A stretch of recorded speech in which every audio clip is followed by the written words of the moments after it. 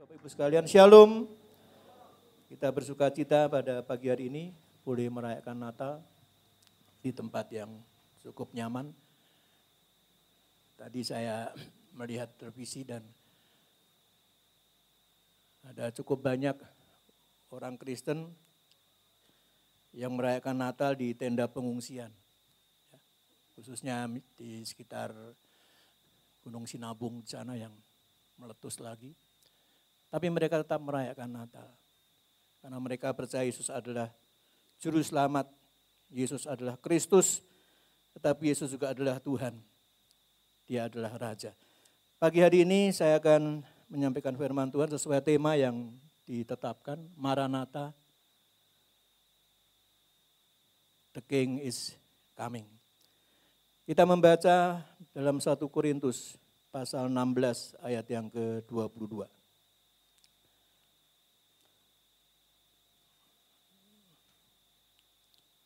Kata Maranatha saya cuma temukan sekali dalam Alkitab. Di dalam 1 Korintus 16 ayat 22. Mari kita baca bersama-sama. Siapa yang tidak mengasihi Tuhan, terkutuklah ia. Maranatha. Kita baca sama-sama sekali lagi. 2, 3. Siapa yang tidak mengasihi Tuhan, terkutuklah ia. Maranatha. Gak ingin dikutuk Tuhan ya. Amin. Kasihlah Tuhan. Dan Maranatha, ini sebetulnya ungkapan dari bahasa Aram, terdiri dari dua kata yang artinya Tuhan kami, datanglah. Our Lord come. Itulah kerinduan jemaat mula-mula, supaya Yesus yang adalah Tuhan itu segera datang. Kerinduan itu ada dalam hati pikiran mereka. Kerinduan itu juga diucapkan lewat doa, tapi kerinduan itu juga dinyatakan lewat perbuatan. Kita membaca tadi dalam 1 Korintus 16 ayat yang ke-22, Maranatha. Dalam bahasa Indonesia ditulis satu kata ya, dalam bahasa Aramnya dua kata, Marana dan Ta. Sudah sekalian, karena itu mari kita menjaga kerinduan atau menumbuhkan kerinduan kita untuk Tuhan segera datang. Sudah rindu Tuhan segera datang? Amin. Lebih rindu Tuhan datang atau lebih rindu tinggal di dunia? Ya. Tanpa sadar seringkali kita lebih senang tinggal di dunia ini. Hal-hal yang di dunia ini lebih menarik, ya, sangat menggoda. Sehingga walaupun orang Kristen tetapi hati pikirannya tidak tertuju kepada perkara-perkara yang di atas. Itulah sebabnya dalam Kolose pasal yang ke-3 ayat 1 dan 4 dikatakan, carilah perkara-perkara yang di atas. Pikirkanlah perkara-perkara yang di atas di mana Yesus ada. Dan Yesus itu akan datang kembali menyatakan dirinya untuk menggenapi janjinya. Tidak hanya hati pikiran kita yang tertuju kepada Kristus yang akan datang kembali, tetapi juga di dalam ucapan, doa kita, perkataan kita. Ya, tadi dalam 1 Korintus 16 ayat 22, tetapi juga dalam Wahyu. Surat Wahyu, kitab Wahyu, pasal yang terakhir, pasal 22 ayat yang hampir terakhir, ayat 20. Karena ayat 21 itu ayat yang terakhir di Alkitab. Ia yang memberi kesaksian tentang semuanya ini, siapa itu? Yohanes sedang menerima kesaksian dari siapa? Dari Yesus Kristus. Ia yang memberi kesaksian tentang semuanya ini berfirman, ya, aku datang segera. Dan lalu Yohanes menjawab, amin. Datanglah Tuhan Yesus. Amin. Yesus sendiri yang berfirman. Ya, aku datang segera. Dan Yohanes meresponi, datanglah Tuhan Yesus. Amin. Terjadilah, datanglah Tuhan Yesus. Suatu doa yang terus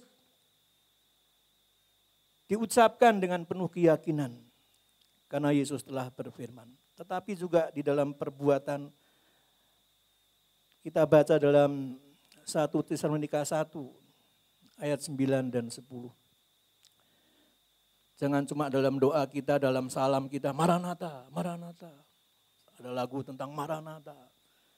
Yesus segera datang. Ucapannya ya, doanya ya, hati pikirannya tidak, perbuatannya juga tidak.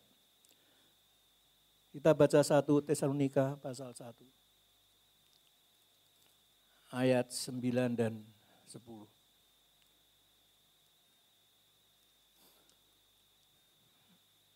Sebab mereka sendiri bercerita tentang kami, bagaimana kamu sambut dan bagaimana kamu berbalik dari berhala-berhala kepada Allah untuk melayani Allah yang hidup dan yang benar.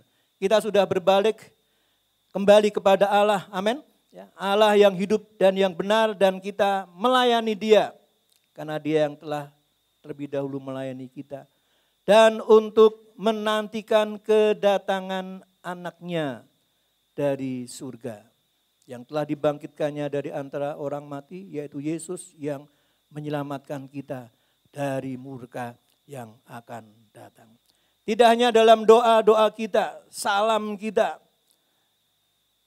tapi hati dan pikiran kita selalu merindukan Yesus segera datang, tetapi juga harus nampak dalam kehidupan kita. Kita berbalik dari kehidupan yang lama, kehidupan yang jahat, kehidupan yang berdosa. Berbalik dari berhala-berhala. Berhala-berhala di sini tidak hanya bentuk patung-patung, tetapi seringkali pekerjaan kita, keinginan kita bisa menjadi berhala, bahkan diri kita menjadi berhala. Kita tinggalkan semua, kita berbalik dan berbalik kepada Allah dalam Yesus Kristus untuk melayani. Amin. Untuk melayani, artinya kita tidak lagi hidup untuk diri kita sendiri, untuk melayani Allah yang hidup dan yang benar, dan untuk menantikan kedatangan anaknya dari surga. Puji nama Tuhan. Ini tema Natal kita. Sudah setuju? Amin. Ngerti artinya Maranatha? Jangan cuma tema aja ya. Tapi ini doa kita.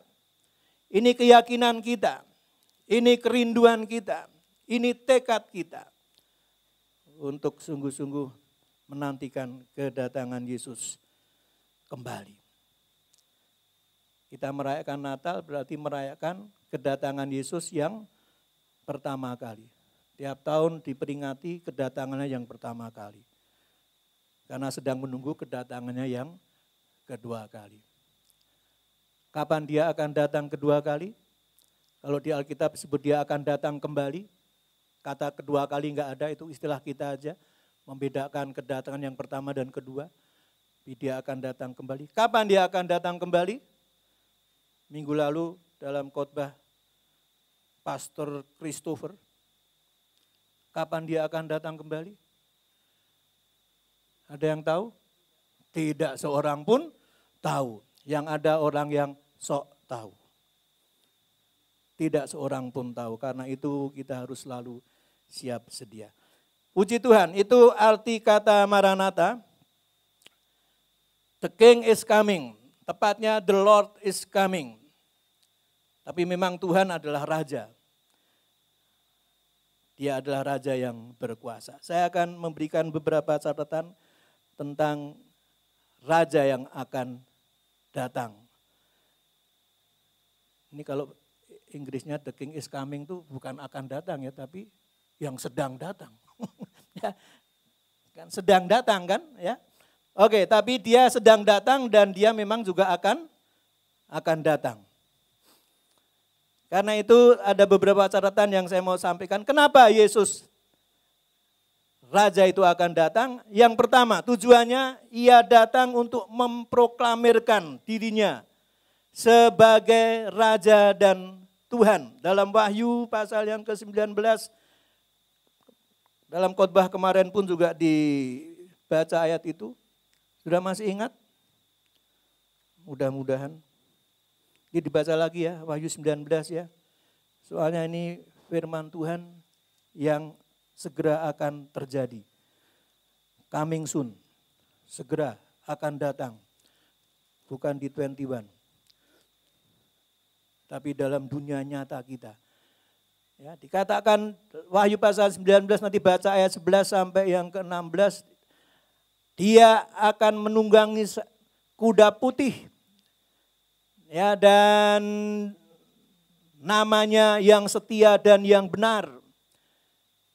Jubahnya telah dicelup dalam darah dan namanya ialah firman Allah. Dan pada jubahnya dan pada pahanya tertulis suatu nama, yaitu Raja segala raja dan Tuhan di atas segala Tuhan. Siapa itu yang akan menunggangi kuda putih itu? Yesus Kristus Tuhan.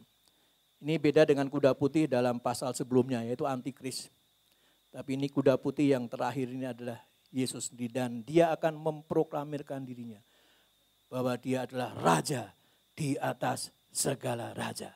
Tuhan di atas segala Tuhan. Amin. Dia harus datang kembali untuk memproklamirkan, karena belum semua manusia, belum semua bangsa mengakui. Belum semua lidah mengaku Yesus adalah Tuhan. Belum semua lutut bertelut kepada Yesus yang adalah Tuhan. Tapi dia akan datang kembali. Dia sendiri akan memproklamirkan dirinya bahwa dia adalah Raja di atas segala raja. Tuhan di atas segala Tuhan. Dia datang untuk memproklamirkan kepada seluruh dunia, khususnya bagi yang belum percaya, dan untuk menghukumnya. Untuk menghukumnya. Menghukum siapa? Orang yang tidak percaya kepada dia. Menghukum siapa? Orang yang tidak mengasihi Yesus. Jadi dia datang untuk orang yang tidak percaya, untuk dihukum, ya, untuk dimurkai. Ya. Sudah bisa baca dalam Yohanes 5 ayat 24 sampai 29, 2 Korintus 5 ayat 10. Saya nggak akan baca semua di sini nanti sampai jam 12 siang. Ya, saya hanya tunjukkan bahwa ada ayat-ayat yang menunjukkan, menyatakan Yesus akan datang sebagai Raja. Ya, untuk memproklamirkan siapa dia, Raja yang berkuasa, Raja di atas segala raja. Tapi yang kedua, dia datang kembali sebagai Raja untuk apa? Untuk mengumpulkan orang pilihannya. Sudah termasuk orang pilihannya? Sudah termasuk orang pilihannya? Yakin? Yakin? Jawabnya kok enggak yakin. Saya nanya lagi ya. Saudara adalah orang pilihan Tuhan? Yakin? Kalau yakin nanti Yesus datang, sudah akan dikumpulkan. Haleluya, dari segala penjuru.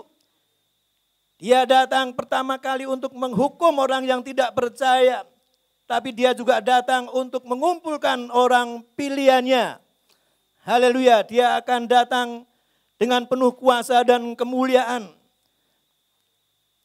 Kalau yang tujuan pertama dia datang tadi, sudah bisa ingat khotbah kemarin, matanya berapi, pokoknya mengerikan.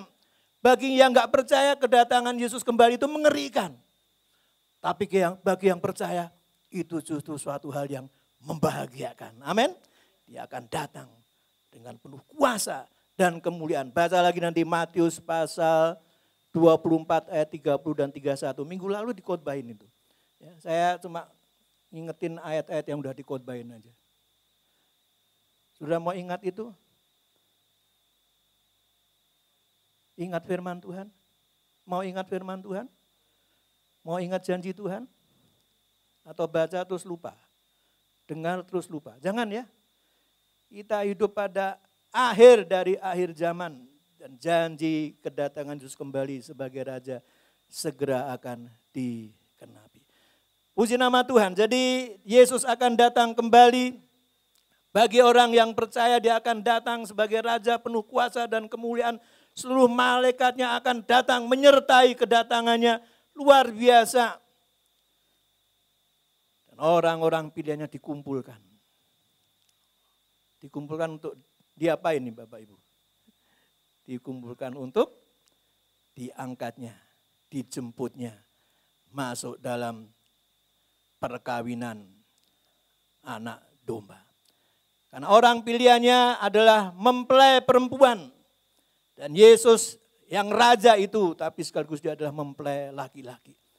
Jadi kita menjadi, kalau dia raja kita apa? Permaisuri loh. Keren ya, permaisuri loh. Jelek-jelek begini permaisuri loh. Jelek kata iblis ya, kata Tuhan kita enggak jelek ya. Amin. Ya kita berharga di mata Tuhan. Dan dia datang bukan untuk memurkai kita.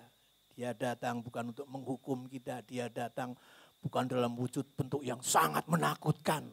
Tapi dia datang dengan penuh kuasa dan kemuliaan. Untuk menjemput orang-orang pilihannya. Dikumpulkan dari mana saja. Seluruh dunia dikumpulkan. Termasuk yang di tempat ini. Amin. Puji nama Tuhan. Satu pengharapan yang sangat indah kalau Yesus datang kembali. Ya, dan dia datang sebagai raja. Dia datang sebagai Tuhan. Maranatha, the King is coming. Our Lord come. Ya, datanglah raja, datanglah Tuhan. Yesus Kristus Tuhan. Dalam Lukas 2 dikatakan hari telah lahir bagimu juru selamat Yesus Kristus Tuhan. Seringkali kita hanya memahami Yesus adalah Kristus. Kristus adalah Mesias, artinya orang yang dipilih Allah untuk melakukan tugas tertentu. Dan tugas ini tidak bisa dilakukan oleh siapapun, nabi, rasul manapun. Karena semua berdosa dan hanya Yesus yang bisa melakukannya. Karena itu Yesus diutus datang ke dunia ini untuk menjadi juru selamat. Dia adalah Yesus Kristus, Mesias. Nama Yesus juga artinya YHWH menyelamatkan. Dia satu-satunya juru selamat. Saya percaya kita semua sudah menerima Yesus sebagai juru selamat kita. Amin. Tapi Yesus Kristus juga adalah Tuhan. Tuhan artinya kita juga mengakui Yesus itu sebagai yang memiliki hidup kita, yang berkuasa atas hidup kita. Nah ini seringkali yang kedua ini belum nih. Yesus Kristus oke, Yesus Tuhan belum oke. Ya kadang-kadang ya, kadang-kadang enggak, lebih banyak enggaknya. Ya, kalau Yesus Juru Selamat enak ya, apalagi kalau kita sedang menghadapi masalah, aduh kita berdoa, Tuhan selamatkan kami, tolong kami, bukankah Engkau Juru Selamat? Ya memang Yesus Juru Selamat, tapi Yesus enggak cuma Juru Selamat. Yesus adalah Kristus dan Tuhan. Kita mengucapkan Tuhan Yesus Kristus. Yesus adalah Kristus dan Tuhan. Ini bukan kalimat biasa, ini kalimat syahadat. Ini pengakuan iman. Belum semua orang bisa mengakui Yesus itu Kristus, Yesus itu Mesias. Siapa itu? Orang-orang yang beragama Yahudi sampai sekarang sedang menunggu datangnya Mesias. Yesus yang datang waktu itu dianggap Mesias palsu, Mesias gadungan. Jadi mereka masih nunggu Mesias akan datang. Kasihan juga dia ya. Berbahagialah kita. Karena kita percaya Yesus adalah Mesias. Dia udah datang, udah pergi dan mau datang lagi. Dia sedang nunggu kok belum datang-datang. Lalu udah datang dan udah pergi dan mau datang lagi. Kalau mengaku Yesus Tuhan, ini lebih sedikit lagi yang mengaku Yesus Tuhan. Masa Yesus itu Tuhan? Masa Yesus itu Allah? Yesus itu manusia yang sempurna, oke lah. Dia nabi yang dari Allah. Rasul, oke, tapi Yesus itu Allah, Yesus Tuhan, no way. Itu lebih banyak. Hanya kita loh yang bisa mengakui Yesus engkau lah Kristus, Yesus engkau adalah Tuhan. Karena itu kita bilang Tuhan Yesus Kristus. Ini pengakuan iman loh Bapak Ibu. Seringkali kita enggak ngerti itu. Suka latah aja kita ngomong Tuhan Yesus Kristus, Tuhan Yesus Kristus. Padahal Yesus Kristus dalam hidup kita, tapi belum Tuhan dalam hidup kita. Siapa yang menjadi Tuhan dalam hidup kita seringkali? Diri kita sendiri. Kemauan kita sendiri, hatiku rajaku. Bukan Yesus rajaku, tapi hatiku rajaku.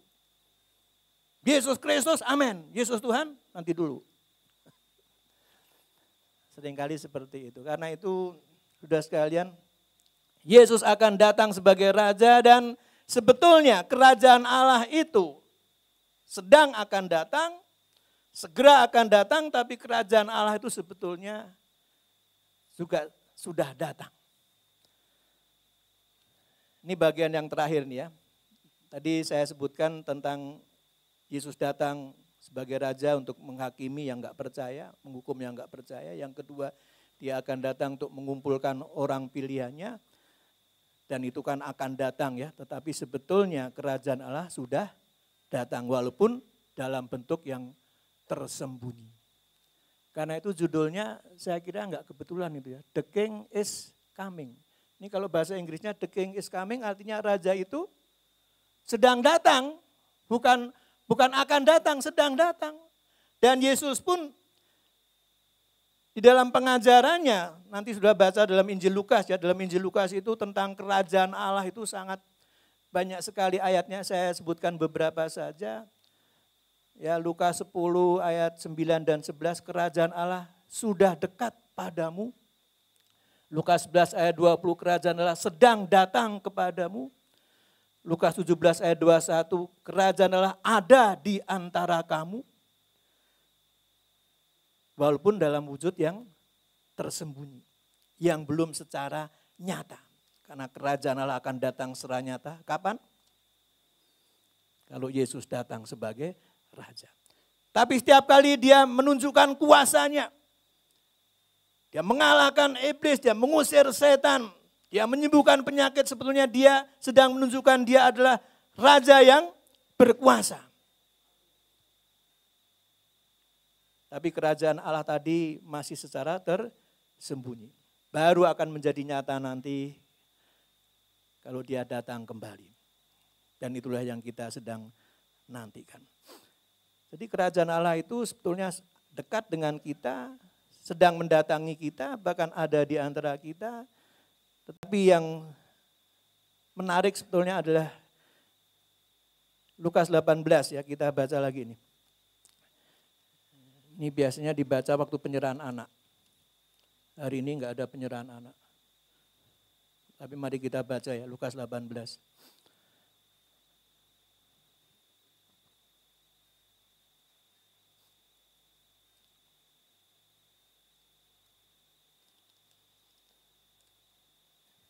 Mulai ayat 15 ya. Maka datanglah orang-orang membawa anak-anaknya yang kecil kepada Yesus, supaya ia menjamah mereka. Melihat itu murid-muridnya memarahi orang-orang itu. Tetapi Yesus memanggil mereka dan berkata, biarkanlah anak-anak itu datang kepadaku dan jangan kamu menghalangi mereka. Sebab orang-orang yang seperti itulah yang empunya kerajaan Allah. Aku berkata kepadamu, sesungguhnya barang siapa tidak menyambut kerajaan Allah seperti seorang anak kecil, ia tidak akan masuk ke dalamnya. Jadi kerajaan Allah bukan cuma sedang datang, dekat dengan kita, ada di antara kita, tapi di sini Yesus mengatakan apa? Mari kita menyambut kerajaan Allah itu. Mari kita menjadi seperti anak-anak, bukan kekanak-kanakan ya, kekanak-kanakan beda ya. Menjadi seperti anak-anak, anak-anak itu sebetulnya salah satu kelebihannya apa? Dia seorang manusia yang sangat percaya kepada orang tuanya. Tapi lama-lama menjadi kurang percaya. Saya yang bikin menjadi anak-anak itu jadi kurang percaya. Orang tuanya sendiri seringkali berjanji dan janji tinggal janji. Lama-lama loh kok ternyata papa mama nggak bisa dipercaya. Jadi kurang percaya. Tadinya percaya banget. Mari kita menjadi seperti anak-anak yang percaya sungguh kepada semua janji Tuhan. Dan kita menyambut kerajaan Allah seperti anak-anak tadi. Yang empunya kerajaan Allah. Di mana? Dalam hatinya, dalam hidupnya. Belum secara nyata memang. Dan dikatakan siapa menyambut kerajaan Allah seperti seorang anak kecil, barang siapa tidak menyambut kerajaan Allah seperti seorang anak kecil, ia tidak akan masuk ke dalamnya. Jadi kalau mau masuk ke dalam kerajaan Allah nanti, dari sekarang sudah harus kerajaan Allah ada di hati kita. Amin. Belum nyata memang, sesuatu yang sifatnya rohani. Tapi kalau kerajaan Allah ada dalam hati kita, nanti kerajaan Allah yang sesungguhnya datang secara nyata, kita boleh masuk ke sana. Amin. Yesus datang sebagai raja, amin. Tapi Yesus juga ada di sini. Sebagai apa? Raja, kan? Kerajaan Allah ada di sini kan sekarang. Amin. Jadikan Yesus juga Tuhan. Raja dalam hidupmu, kapan? Kapan? Nanti? Kalau dia datang sebagai raja atau mulai sekarang? Mulai sekarang ya. Amin. Engkau udah punya loh kerajaan Allah dalam hatimu. Belum secara fisik, tapi engkau sudah punya itu. Karena engkau jadikan Yesus bukan cuma Kristus, tapi Yesus Tuhan. Itulah sebabnya Yesus juga mengajar dalam doa Bapa kami yang paling terkenal itu. Bapa kami yang di surga, dikuduskanlah namamu, lalu datanglah kerajaanmu, jadilah kehendakmu. Amin. Apakah ini masih menjadi doa kita tiap hari? Datanglah kerajaanmu, artinya biarlah engkau jadi raja dalam hidupku, sehingga kehendakmu yang jadi. Amin. Masih suka doa enggak nih? Doa Bapa kami. Kalau di gereja tertentu, tiap ibadah pasti ada doa Bapa kami. Setelah doa syafaat, tutup dengan doa Bapa kami. Di gereja-gereja seperti kita enggak. Ya. Jadi udah enggak doa Bapa kami lagi, sehingga enggak ada lagi doa datanglah kerajaanmu, jadilah kehendakmu. Karena memang yang kita doakan, jadilah kehendakku di bumi seperti di surga. Jadi Tuhan yang harus ACC dengan semua kehendak kita. Karena belum dia jadi raja dalam hidup kita. Masih kita yang jadi raja dalam hidup kita. Dan dikatakan tadi kalau engkau belum memiliki kerajaan Allah dalam hatimu, gimana nanti engkau bisa masuk dalam kerajaan Allah yang akan datang dengan penuh kuasa dan kemuliaan. Jadi the king is coming, artinya Tuhan sedang datang nih sekarang nih. Amin. Dia mau jadi raja dalam hidup kita. Amin. Mau menyambut dia. Bukan hanya sebagai juru selamat, tapi sebagai Tuhan, sebagai raja. Bertahtalah dalam hatiku ya Tuhan. Jangan cuma ya Yesus engkau ada di hatiku, tapi di pojokan ya. Pojokan aja sana ya. Bukan engkau yang bertahta. Nanti kalau saya perlu baru aku panggil. Yesus selamatkan aku. Yesus datang. Yesus tolong aku. Kalau enggak, pojokan sana. Ada di hati, ada tapi di pojokan. Bukan sebagai yang menguasai.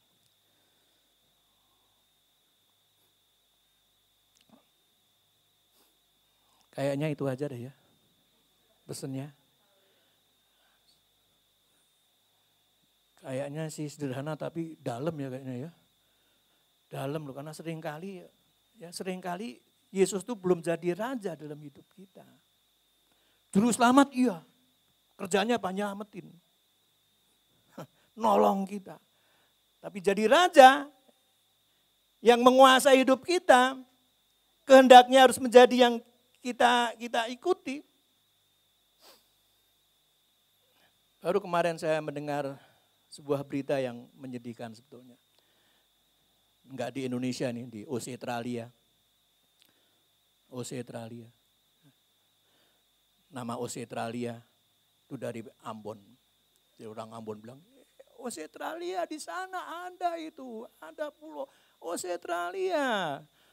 Kau enggak lihat, ternyata betul kan, nah, lalu jadi Australia gitu kan. Percaya enggak? Enggak apa-apa, memang itu bercanda aja. Di sana, di satu kota wisata, ada sebuah gereja. Udah berapa tahun, kebanyakan orang-orang Indonesia. Dan sebetulnya Tuhan sudah memberi petunjuk. Serahkan penggembalaan kepada pasangan muda-mudi yang masih muda. Tapi tarik ulur. Akhirnya berita yang menyedihkan, di akhir tahun ini akan ada kebaktian yang terakhir di gereja itu. Dan setelah itu enggak jelas kemana itu domba-domba itu. Hanya karena apa? Belum mau mengikuti apa yang menjadi kehendak Tuhan. Memang enggak gampang sih. Maunya saya nih gini, ini mestinya gini, ini. Iya oke. Tapi Tuhan punya kehendak yang beda. Dan seringkali kehendak Tuhan itu bertentangan dengan kehendak kita. Sehingga memang dikatakan siapa mau ikut aku, jadi muridku, dia harus mengikut aku dan menyangkal diri dan pikul salib. Dalam arti selalu berkata, oke Tuhan, apa yang menjadi kehendak-Mu, itulah yang aku mau lakukan. Saya bersedih dengan itu, tapi saya berdoa, Tuhan Engkau yang punya domba-domba itu Engkau pasti akan memeliharakan. Cuma harusnya enggak perlu terjadi. Tapi itulah, dalam pekerjaan rohani pun masih bisa terjadi. Belum kehendak Tuhan yang diutamakan, tapi kehendak manusia. Tuhan tolong kita semua ya, kita saling mendoakan ya, setuju? Ya, karena pendeta juga manusia ya, enggak cuma rocker itu manusia. Pendeta juga manusia. Kalau enggak didoakan, enggak saling mendoakan, mula-mula kehendak Tuhan, lama-lama kehendak sendirian itu bisa terjadi. Tapi puji Tuhan, Natal kali ini temanya menarik. Maranatha, the King is coming. Yesus, biarlah Engkau menjadi raja dalam hidupku, dalam hatiku. Dan supaya kerajaan-Mu datang dan kehendak-Mu yang jadi. Haleluya. Puji Tuhan. Selamat hari Natal. Tuhan memberkati saudara. Kerajaan Allah ada dalam hatimu. Yesus sebagai raja ada dalam hatimu dan kita sedang menunggu satu peristiwa yang sangat luar biasa. Tatkala Yesus akan datang kembali. Bukan lagi sebagai bayi yang kecil yang hina, yang tanpa daya, dia akan datang dengan penuh kuasa dan kemuliaan. Amin. Untuk mengumpulkan semua orang yang percaya kepada dia. Dan untuk menghukum orang yang tidak percaya kepada dia. Karena itu terkutuklah orang yang tidak mengasihi Tuhan. Tetapi Maranatha. Datanglah ya Tuhan untuk mengumpulkan kami. Dan untuk tinggal bersama-sama dengan Tuhan Yesus Kristus. Sudah rindu tinggal bersama Yesus? Yesus lebih rindu. Yesus lebih rindu. Kita kadang-kadang rindu, kadang-kadang enggak. Kadang-kadang mengasihi, kadang-kadang benci. Karena benci tapi rindu, itu lain lagi dah itu. Enggak boleh seperti itu. Sungguh-sungguh mengasihi Yesus. Percaya kepada dia, penuh kerinduan. Tidak ada yang menarik di dunia ini kecuali Yesus Kristus. Dan kerajaannya sudah ada. Ada di antara kita, bahkan ada di dalam hati kita. Dan biar dia menjadi raja dalam hati kita, kehidupan kita. Setelah itu menjadi raja dalam keluarga kita. Amin? Mau Yesus jadi raja dalam keluarga kita? Yesus jadi raja dalam komunitas kita. Amin? Luar biasa. Tuhan disenangkan dan sekali lagi selamat Natal.